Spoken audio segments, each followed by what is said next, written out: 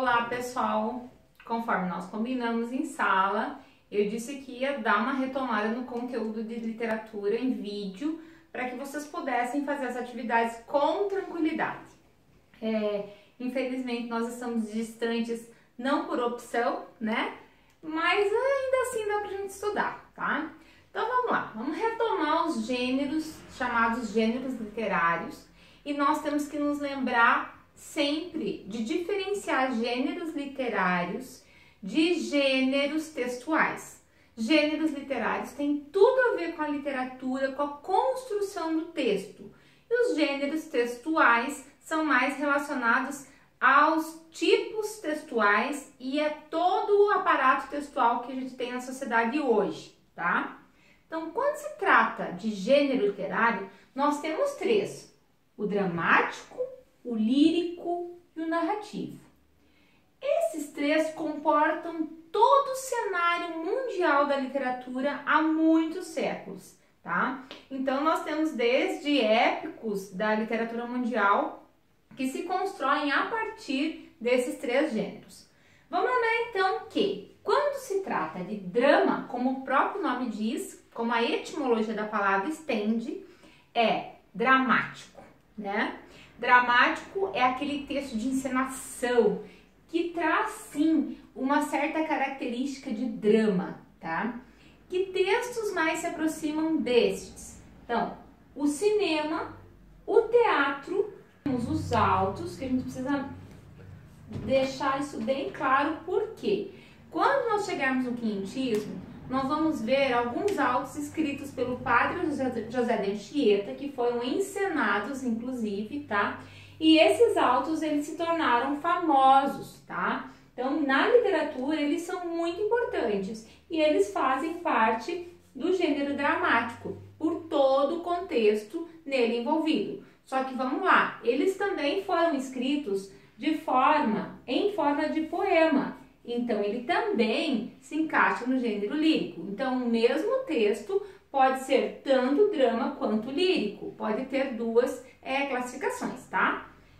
O lírico, por sua vez, vamos lembrar daquela questão da lira, da sonoridade. E aí nós temos um autor simbolista que fazia isso com maestria, que era o Cruz de Souza.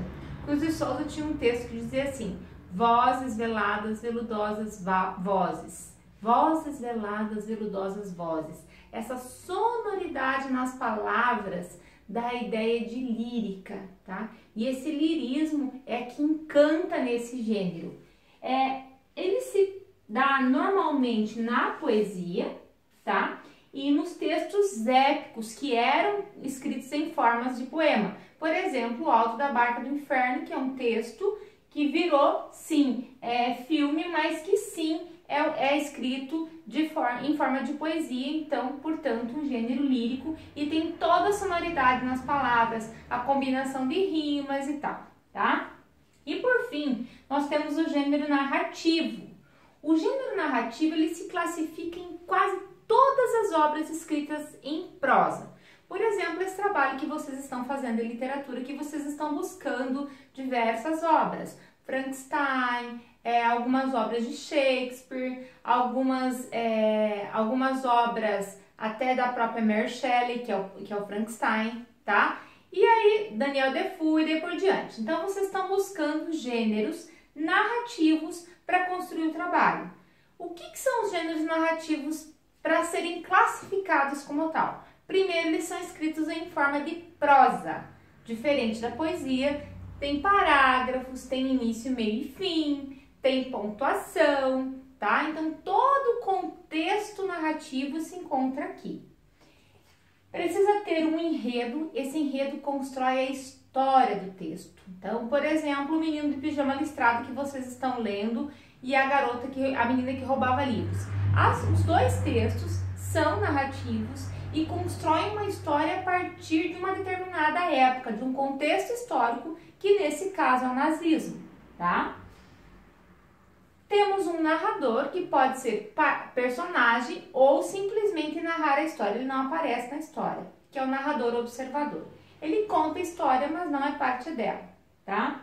Tem também personagens, que são aqueles que se encaixam em todo o enredo e constroem a história. A partir das ações dos personagens é que as histórias são construídas, tá? E aí, toda a história possui um determinado momento em que ela atinge seu auge. E quando ela atinge esse auge, ela notoriamente vem para um desfecho. Só que esse auge, nesse gênero, é chamado de clímax. É quando a gente chega num ponto em que precisa se encaminhar para o desfecho, o texto lido, tá? Então, para ser narrativa, eu preciso ter enredo, narrador, personagens, clímax e desfecho. Professora, mas eu posso ter todas essas características num texto dramático, num texto lírico? Posso, só que nós temos que lembrar que a estrutura do texto narrativo é diferenciada dos demais, tá? Eu posso ter uma narrativa no gênero dramático? Posso, só que a forma de se escrever esse texto é diferente dessa, tá? Então, que vocês tenham bastante atenção na hora de resolver os exercícios.